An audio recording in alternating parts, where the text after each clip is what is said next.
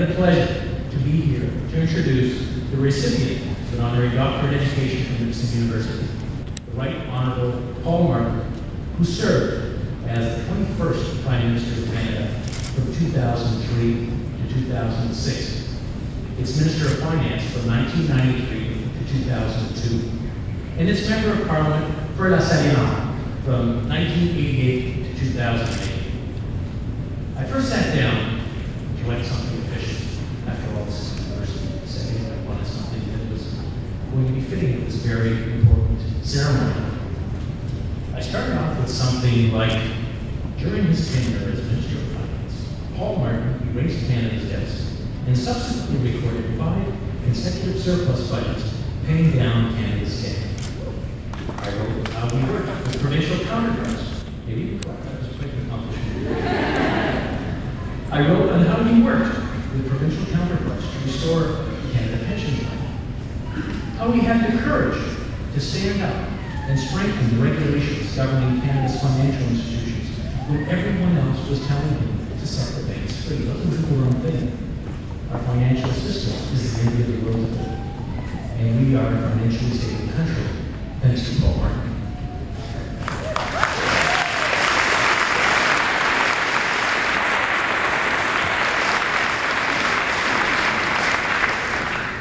I had gone on to say how he was the inaugural chair of the Finance Minister's G20, and how much global respect Canada had under his tenure, how he improved health care by securing funding and reducing wait times for all of us, because he believes in universal health.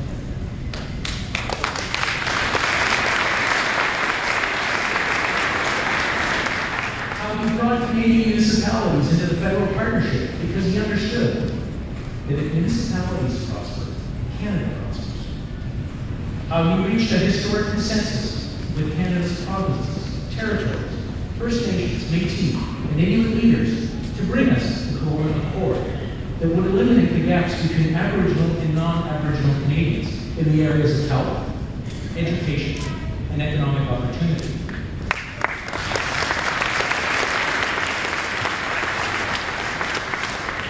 Presently co-chairing a high-level panel of the African Development Bank, and how he co-chairs a British Norwegian Poverty Alleviation and Sustainable Development Fund for the Nation Congo Basin Rainforest.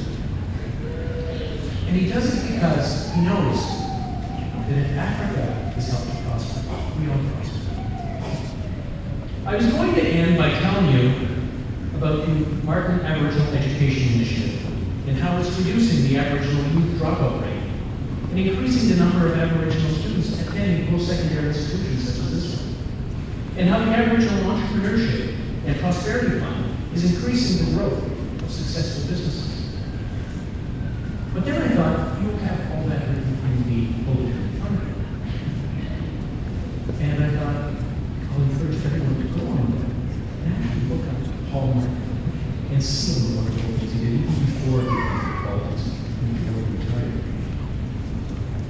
And then I thought to myself, in fact, sitting in the office, listening to what was in Parliament, in the Little Park, in Ottawa, and I thought I would borrow a classical Paul Martin phrase. You may hear this in some gentlemen just like me, but I'm not sure. What we used to hear a lot of is, you know, I gotta tell you, Paul Martin has achieved more than most people can dream of in a lifetime. He has done it while exemplifying courage to stand up to adversity.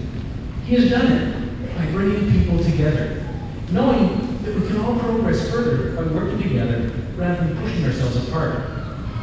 But most importantly, ladies and gentlemen, he did it with humility, compassion, respect, and vision. It was never about him. It was about his family, his country, and the planet. Making the world a better place for all of us to prosper. That's what it was about for Paul Martin. As a first-term MP, whether it was in his office, at a reception, or in Parliament, it was about a warm, kind human being reaching out to discuss how I was doing and how he could help, offering advice, direction, and encouragement. Ladies and gentlemen, this is the real Paul Martin. There's no hidden persona behind the scenes. What you see is what you get. Ladies and gentlemen, I find it fitting that Paul Martin is receiving an honorary doctorate degree in education because I don't know of any prime minister in Canadian history who has been more supportive of education. Whether it was through early childhood education and child care, Aboriginal youth, or just helping out a fellow MP, Paul Martin embodies the ideals of education. Mr. Chancellor, I wish to certify that the Academic Senate and Board of Governors of Nipissing University have duly approved the candidate presented before you to receive an honorary degree from this institution. I hereby accordingly request that you confer the degree. Well, thank you, Anthony. You know, I got to tell you, there's nothing better than having a close friend and having to stand up in front of 1,000 people and say nice things about you. Last night you said, I'm glad you're getting an honorary doctorate in education because if anybody needs it, it's you. I want to thank you, Chancellor, Madam President, Chairman and members of the Board of Governors, members of the Academic Senate, students and ladies and gentlemen, graduates. I want to thank you for the honor the university has bestowed upon me. I want as well, and most important, to congratulate you, the graduates of the Faculty of Education who have worked so hard to get here. This is your day. I'm very grateful to allow me to share with you. Let me also say that I cannot think of a vocation that is more important than the one that lies before you. Il n'y a pas de doute que la profession vous avez choisi est l'un des plus importants.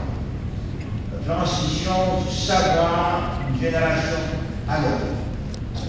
C'est l'une des caractéristiques essentielles du développement de l'humanité. Quite simply, there is no other way around it. As teachers, you hold the future of Canada in your hands. This because knowledge for knowledge's sake is what determines humanity's progress.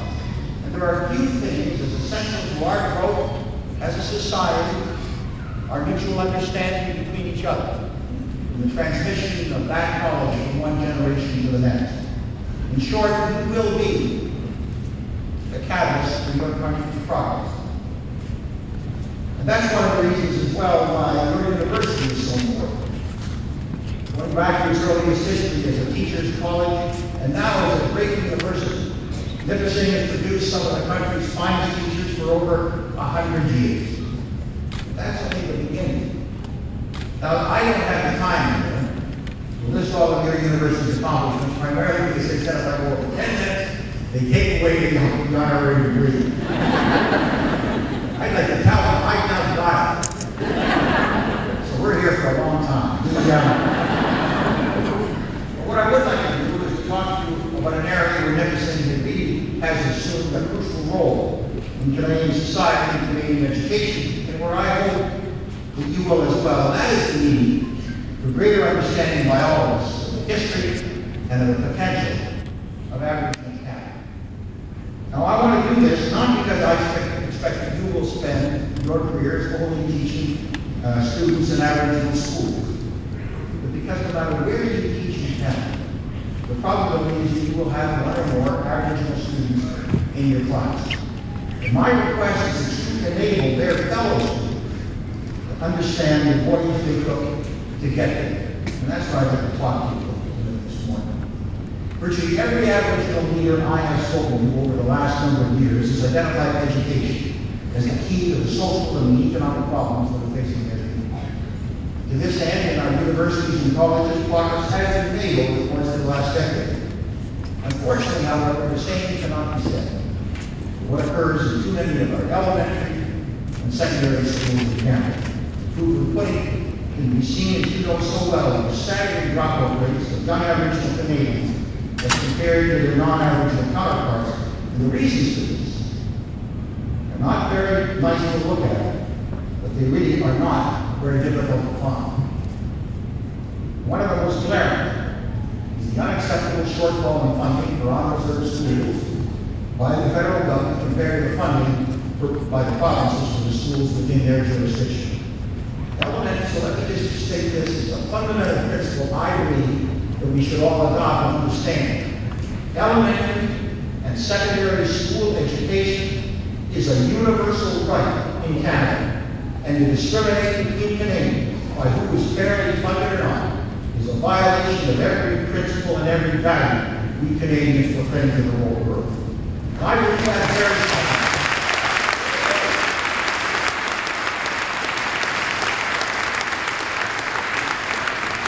Someone will apply that we can't increase funding for Aboriginal education because the federal government has a deficit. Well, I can be accused of many things, but not understanding deficits is not one of them. So let me simply say that if the deficit is to be dealt with successfully, we must all bear the burden, not just a few who are unfairly targeted because they slip below the radar of public opinion. When Aboriginal children suffer in Canada because of the lack of housing or because of sudden emergencies, it is the stuff of television news, and governments are forced to act even if inadequate. But cameras will not. Cameras cannot capture school children who are suffering for a want of learning, and hence their calls to help are rarely heard.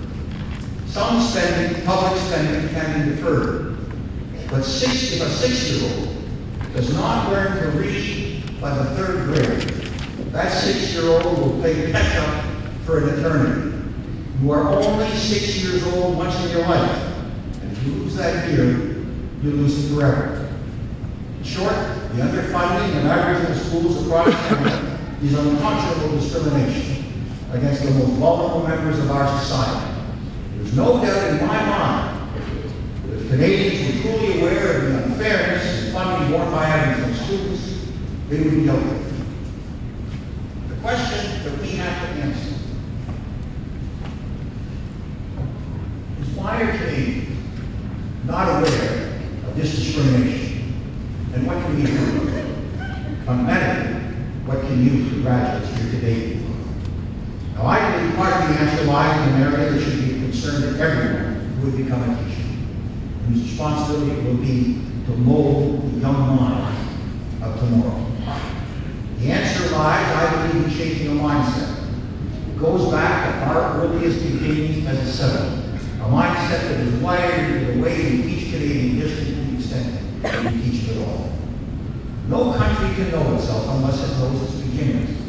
And if the memory of this land is to reflect what really happened, it must start with the earliest known history of the Aboriginal peoples of this country. Until we recognize that, and until we teach them, I think we will continue to make the mistakes of the past.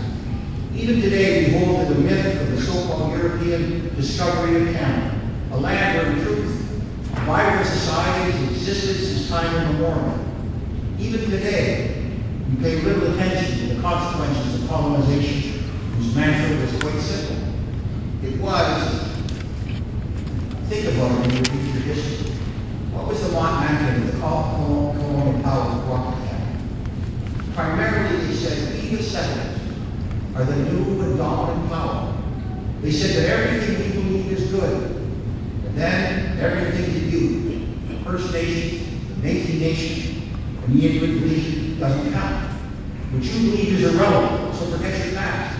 We're telling you to forget your traditions, forget your beliefs, forget who you are, be like us. In the end, that didn't work. So in the last century, we became more sophisticated. We began to use education as a means of assimilation, and small children were quite torn away from their families and they were sent to residential schools where they were forbidden to speak their language or embrace their tradition. Now, some may say that that is ancient history. Well, I'm here to tell you that it is not. And it will not be until all of us in this room work together to correct what is a series of unacceptable givens, beginning with the rejection of culture and the underfunding of schools. Fortunately, however, there is a call for change in Canada, and it's starting to be heard in innovative initiatives like the Aboriginal Teacher Certificate Program and a learning environment that recognizes the importance of the traditional values, the languages, and the cultural norms of Canada's First Peoples, Nipissing University is among the leaders of those who would make change happen. You should be very proud to go to this university because of the leadership that it is showing in universities and colleges across the land. What the university is doing is the right thing to do, because this is an issue of fundamental morality for all of us as Canadians. But it's also the right thing to do in terms of our economic future. For if we continue to ignore the education and the potential of the youngest and the fastest growing segment of our population, that which is represented by Aboriginal Canada, we will do so at the expense and the hopes and dreams of every Canadian not yet born, Aboriginal or non-Aboriginal. For it is they who will face the global competition the likes of which we have never seen. This is where every one of you in this room, every one of you graduates, in my opinion, come in. Why is the future of our country so dependent upon you who are graduating today? It's because you will spearhead Canada's effort to meet the challenges of the world outside our borders, the world of a rising Asia, the skill and definitely demonstrated by a rising Latin America. It is you who are going to meet that challenge, and you're going to do it by nurturing their minds, by helping them to grow, and by giving them the tools that they need to succeed. And why do I talk to the potential of Aboriginal Canada? Again, it is your role to see that they develop. And it's because we must rely more on the storehouse of natural resources that lie beneath the Canadian ground, which they are so prevalent here in this part of Ontario. Not enough simply to dig the resources off the ground. We must foster the talents of every single person who walks upon that ground, and there can be no exception to that rule. And that brings me to today's convocation. You're graduates of a great university, and you're now as well equipped as you could possibly be. Vous êtes diplômés d'une grande université. Vous avez toutes les connaissances dont vous avez besoin pour avancer votre carrière. What I raised here today in terms of the challenges before you are embedded in every single thing you have been taught by the faculty who is here, and now it's your opportunity to put all that into practice. And I don't think anything could be more exciting. As I look out upon this podium, I see over 500 students, and I must see nearly 1,000 people who come here to support you. That's 1,500. There's probably 5,000 people. I'm a little, I count the cards a little bit. I see all of you who've taken the responsibility to develop, to educate and prepare candidates for what lies ahead. And that choice, the choice that you have made, speaks so well. Speaks so well of the families, the President has said, relatives and friends who have supported you through the process, and who are here today and who are so proud of you. There's a great world out there, but it's yours to make it better, and you can make the difference. Let me simply say in closing, there is one person on this stage or over there, or I suspect in this room, who doesn't envy you for what you're about to do, including me. So good luck, and thank you.